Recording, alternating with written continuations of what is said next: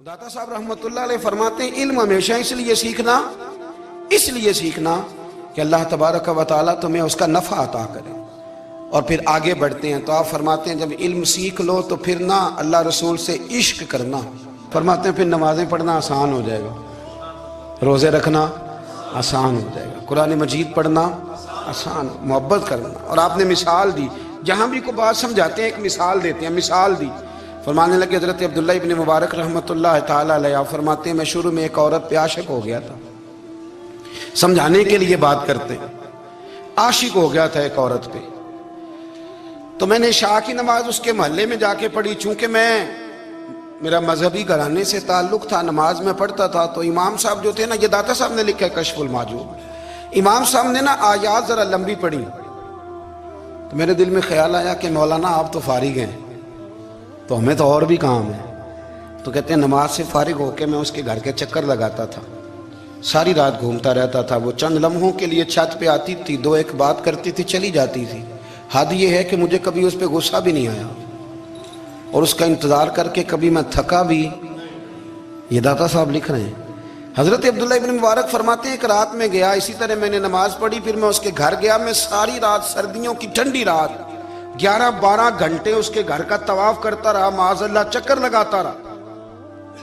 आधी रात को सहरी के वक्त वो छत पे आई 1 मिनट के लिए और कहने लगी घर में मेहमान बहुत ज्यादा हैं, आज बात नहीं हो सकेगी।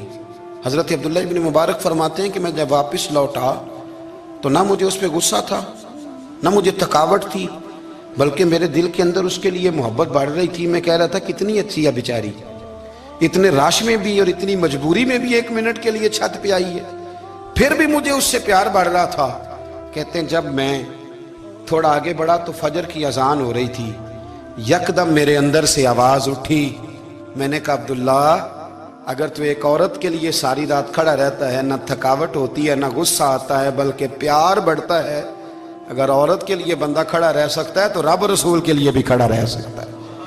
फिर तरावी पढ़ना कोई इतना मुश्किल काम नहीं है, फिर तहज्जुद के लिए उठना कोई मुश्किल काम नहीं है। शर्त यह है कि प्यार हो जाए। एक औरत के लिए अगर ये सारा कुछ हो सकता है तो अल्लाह रसूल के लिए भी हो सकते हैं। फरमाते मैंने तौबा कर ली और फिर मेरा हाल ये है कि वो तौबा की और फिर 60 साल गुजर गए, सारी रात मुसल्ले पे खड़ा रहता हूं, मुझे कभी थकावट नहीं हुई, फिर कभी थकावट नहीं हुई। तो दाता साहब कहते हैं पहले इल्म सीख, फिर उसके बाद अल्लाह रसूल से प्यार कर, और प्यार वाली नमाज पढ़, मुशक्कत वाली ना पढ़, यानी बोझ वाली ना पढ़ के अब मेरी जान छूट जाए तो मैं भाग के जाऊं, तुम इधर बैठो तो मैं दौड़ के नमाज पढ़ के आया, ये वाली नमाज ना पढ़। फिर तू आया तो फिर ज़ौक़ पैदा कर, फिर तेरे अंदर शौक हो, फिर तू तवानाई वाला जज्बा रखे दीन के मामले में। दाता साहब ने एक बुजुर्ग की बात लिखी है जो ताबी है, ताबी उसको कहते हैं जो सहाबा के शागिर्द होते हैं।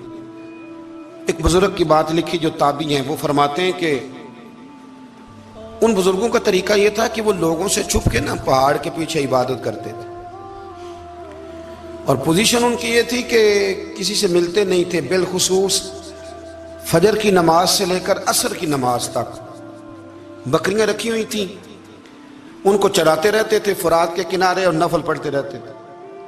उस वक्त को मिलने भी नहीं आता था। एक शख्स बड़ी दूर से उनकी शोहरत सुन के आया, मैंने तो मिलना है।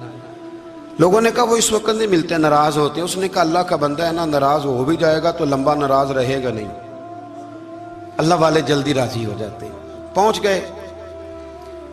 अब वो बाबा जी नमाज पढ़ रहे थे तो कहते मैंने अजीब मंजर देखा कि बाबा जी फुरात के किनारे नमाज पढ़ रहे हैं और एक भेड़िया उनकी बकरियों की हिफाजत कर रहा है।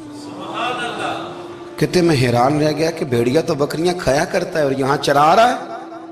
कहते मैं जब गया तो बाबा जी नवाफिल में मशगूल थे, मुझे देख के कहने लगे इस वक्त क्यों आए? मैंने कहा हुजूर अगर आ गया हूं तो फिर मेहरबानी करे कबूल फरमा ले। मैं बैठ गया तो मैंने कहा हुजूर ये भेड़िया बकरियां चला रहा है, भेड़िया और बकरिया की सुलह कब से हो गई? तो फरमाते हैं लंबी तकरीर नहीं, हल्का सा जुमला। फरमाने लगे जब से बकरियों के मालिक ने रब से सुलह कर ली है ना, तब से भेड़ियों ने भी बकरियों से सुलह कर ली है। बकरियों के मालिक ने रब से सुलह कर ली, गुनाह छोड़ दिए, उसकी फर्माबरदारी में आ गए।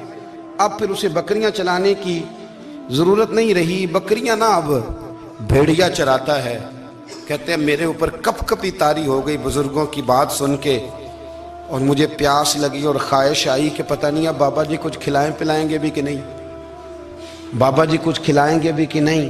कहते मेरे दिल में ख्याल था तो बुजुर्गों ने ना एक लकड़ी का प्याला, उनके पास वो गाड़ में बैठे थे तो एक छोटा सा पत्थर था, उसकी ढलान बनी हुई, बाबा जी ने उसके नीचे लकड़ी का प्याला रखा, वो रखा ही था तो वो दूध से भर गया। कहते उन्होंने मुझे दिया तो ठंडा और मीठा दूध, मेरी तबीयत खुश हो गई। बाबा जी ने ना दोबारा वही प्याला उसी जगह रखा तो शहद से भर गया।